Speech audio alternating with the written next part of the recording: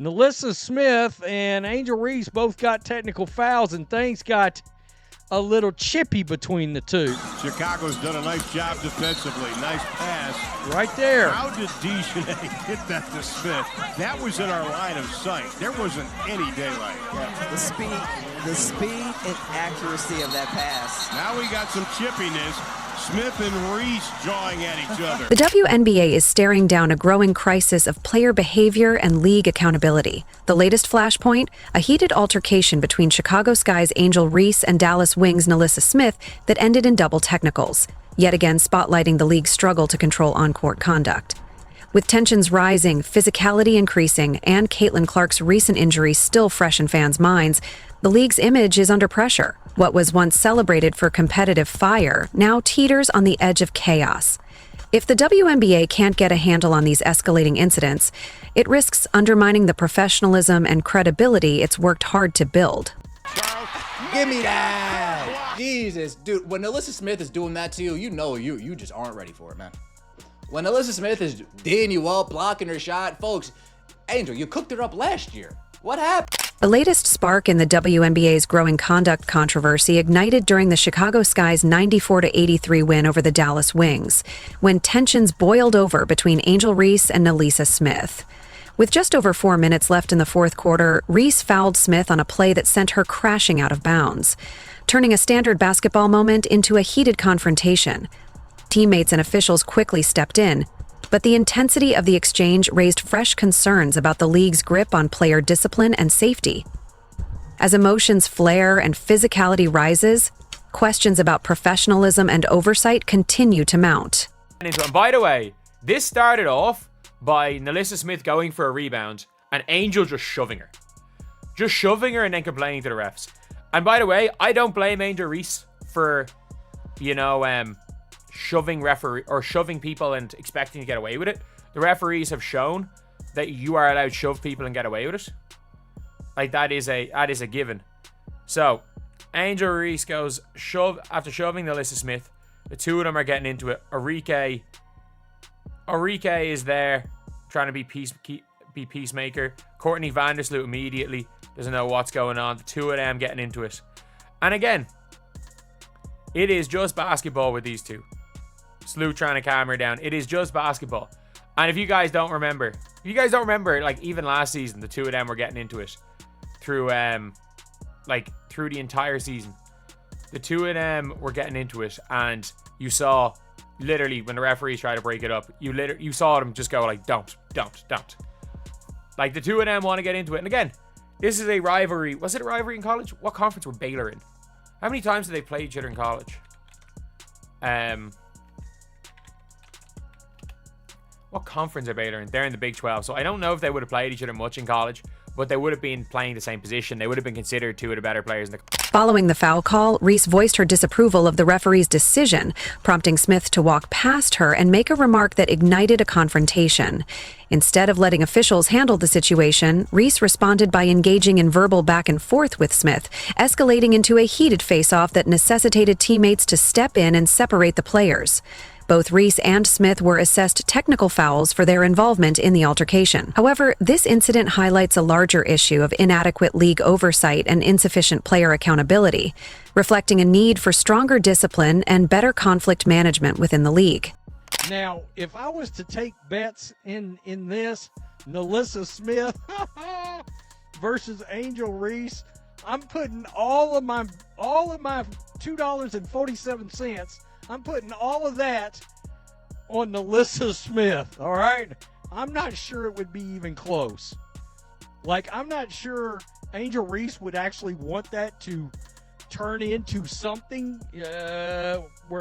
The altercation was not an isolated display of competitive intensity, but part of a recurring pattern of aggressive interactions between these players. Reports indicate that Reese and Smith have a history of exchanging words and trash talk dating back to the 2024 season, when Reese was a rookie and Smith was with the Indiana Fever. This background implies that the WNBA has overlooked or failed to address ongoing personal conflicts between players before they escalate into public disputes.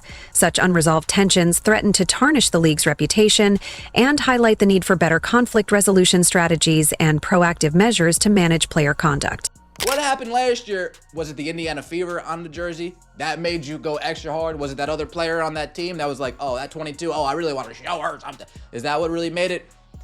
Because in these matchups against the Dallas Wings, you really haven't been anything special at all. Maybe NaLyssa Smith was tired of seeing her in a meme all offseason. And NaLyssa's like, you know what? That next time I play her, I'm not going to let her cook me and do me. If you are enjoying, please subscribe. The way this confrontation unfolded highlights significant concerns regarding player discipline and emotional regulation. Smith's frustration was clearly visible when she slammed the ball to the ground after the foul, signaling her anger. Meanwhile, Reese's decision to shift from arguing with officials to engaging directly with Smith reflects a troubling lack of professional restraint. The fact that teammates had to step in physically to separate the players indicates that the situation had escalated beyond typical competitive tension into a potentially dangerous encounter. The WNBA's response has been notably subdued, with both players receiving only standard technical fouls instead of more severe disciplinary measures. This measured approach contrasts sharply with the volatile nature of the incident and raises questions about whether the league is doing enough to address recurring aggressive behaviors that could lead to more serious conflicts. While the technical fouls acknowledge that both players crossed acceptable professional boundaries, the absence of additional sanctions might send a message to others that such conduct carries minimal consequences. This leniency could undermine efforts to promote respectful play and proper conduct on the court, potentially enabling similar incidents in the future. The league's handling of this situation underscores the need for clearer policies and stronger enforcement to prevent escalation of aggressive behavior. And if you guys don't remember, like even last season, the two of them were getting into it through the entire season. The two of them were getting into it, and you saw literally when the referees tried to break it up, you saw them just go like, don't. Like the two of them want to get into it. And again, The Reese-Smith altercation should not be viewed as an isolated event, but as part of a broader trend of increasingly aggressive conduct that has marked recent WNBA seasons. A significant prior incident involved Angel Reese and Caitlin Clark during their season opener, where a hard-fought basketball play escalated into a confrontation requiring official review and resulting in multiple fouls. Specifically, Clark committed what officials deemed a flagrant foul on Reese, leading to technical fouls assessed to both Reese and Indiana Fever forward Aaliyah Boston. This incident highlights a pattern of heightened physicality and scrutiny of player interactions. Clark defended her foul as merely a good take foul, with no malicious intent, but officials' decision to classify it as flagrant indicates a more cautious approach to physical contact, reflecting the league's increased sensitivity to on-court altercations. And Clark's professional response, acknowledging the foul while asserting it should not have been flagged as flagrant, stands in contrast to the confrontational behavior exhibited by other players, including Reese and Smith. The rising number of technical fouls and conflicts signals a deeper issue within the league's culture, suggesting that current disciplinary measures may be insufficient. The WNBA rules stipulate suspensions after accumulating 7 technical fouls, with additional penalties for every 2 fouls thereafter. Despite these regulations, the frequent occurrence of such incidents points to a broader challenge. The league's efforts to curb aggressive behavior. Your perspective on the flagrant foul, what was the point you were trying to make to her? It's just a good take foul, you know. If you either Angel gets wide open 2 points, or we send him to the free throw line. Nothing malicious about it. It's just a good take foul. Every basketball player knows that. The rise of on-court confrontations and an increase in technical fouls pose significant challenges to the WNBA's efforts to establish itself as a leading professional sports league. Fans attend games and watch broadcasts to witness top-tier athleticism, skill, and competitive excellence, not to see players involved in verbal disputes and physical altercations that distract from the sport. Every moment spent managing player conflicts diverts attention away from showcasing the remarkable talent and dedication that define women's professional basketball at its highest level. The contrast between players who handle adversity with professionalism and those who engage in confrontational behavior has become more pronounced. Some athletes maintain focus, responding to challenges by emphasizing their performance and letting their skills speak for themselves. Conversely, Others seem to view every perceived slight as an opportunity for public dispute. This disparity in conduct creates an uneven playing field, where some players garner attention and possibly benefit from controversy, while others, despite excelling on the court, are overshadowed. Such dynamics threaten to undermine the league's reputation and its goal of promoting a culture of respect, discipline, and excellence within women's professional basketball. Angel Reese playing like trash all game, but that confidence doesn't waver, I guess, right? The arrogance doesn't waver, right? We can miss layups, we can miss shots, but that confidence doesn't waver at all. I mean, look at this. Angel Reese, after going 3 for 12 on the night, at this point, she has a historic play where she elbows Dejanay out the way, and here we go. Move it, little girl. And yeah, Angel Reese talking that trash. Yeah! You guys can't stop me. I'm for... The current dynamics of player conduct in the WNBA gain additional significance in light of Caitlin Clark's recent injury, which has sidelined the league's top star for at least 2 weeks due to a left quadriceps strain. Clark sustained the injury during the Fever's game against the New York Liberty, and her team announced 2 days later that she would be out for a minimum of 2 weeks, pending further evaluation. This injury is not only a personal setback for Clark, but also a major blow to the league, considering her status as one of the most prominent and marketable players driving television ratings and arena attendance. The timing of her injury is particularly concerning amid the backdrop of increased physicality and confrontational play that has characterized recent WNBA games.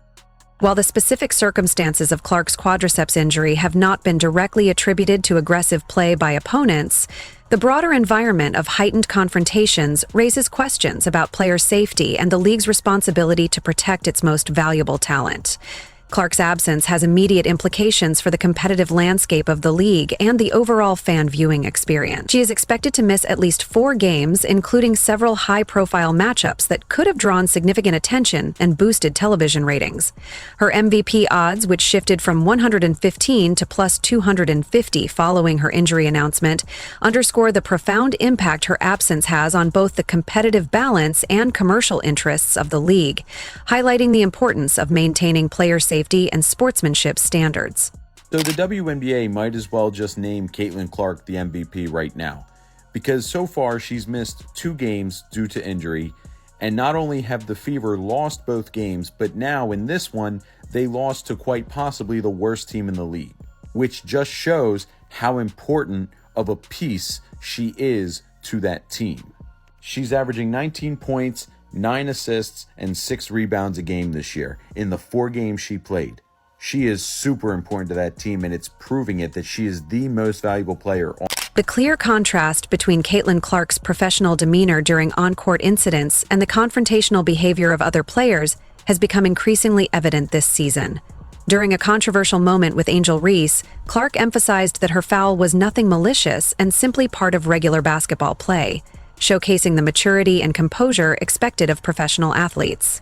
Her ability to acknowledge the foul while clarifying her intentions reflects a level of communication that sets a positive example for handling contentious situations. Clark's recent injury and absence underscore the importance of supporting players who positively contribute to the league's image and commercial growth. While she emphasizes athletic performance and professionalism, some players seem to focus on creating social media controversies and generating attention through confrontation, which may bring short-term visibility but ultimately undermine the sport's credibility. Clark's consistent ability to fill arenas and boost television ratings through her skill and professionalism demonstrates that success in women's basketball is rooted in athletic excellence and integrity, rather than manufactured drama or controversy. Well, she's going to be out for a couple weeks. Let's see how viewership does in the 3 weeks that she's out. Let's see how ticket sales go when she's out. Let's see how the WNBA as a whole comes out. Because I think they're trying to make a message to the WNBA that, hey, look, we don't necessarily have to put this woman on a pedestal. Like, she doesn't need to be treated like Jesus, Mary, Mother of God, anything like that. But I think if the WNBA wants to go in the right way with these CBA negotiations and getting bigger and more prominent, they need to embrace change. And she is good change for the WNBA. The graduated disciplinary system in the WNBA is intended to give players multiple opportunities to adjust their behavior before facing severe penalties. However, the ongoing prevalence of confrontations and technical fouls suggests that the current measures may not be enough to discourage problematic conduct.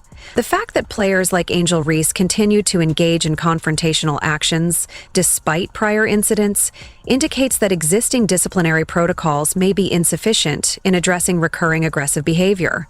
A significant challenge in enforcing discipline within the league is the apparent inconsistency in how officials and league authorities handle similar incidents. The disparity between the serious repercussions faced by organizations for policy violations, such as losing draft picks or facing suspensions, and the relatively minor penalties for on-court confrontations reveals a misalignment of disciplinary priorities.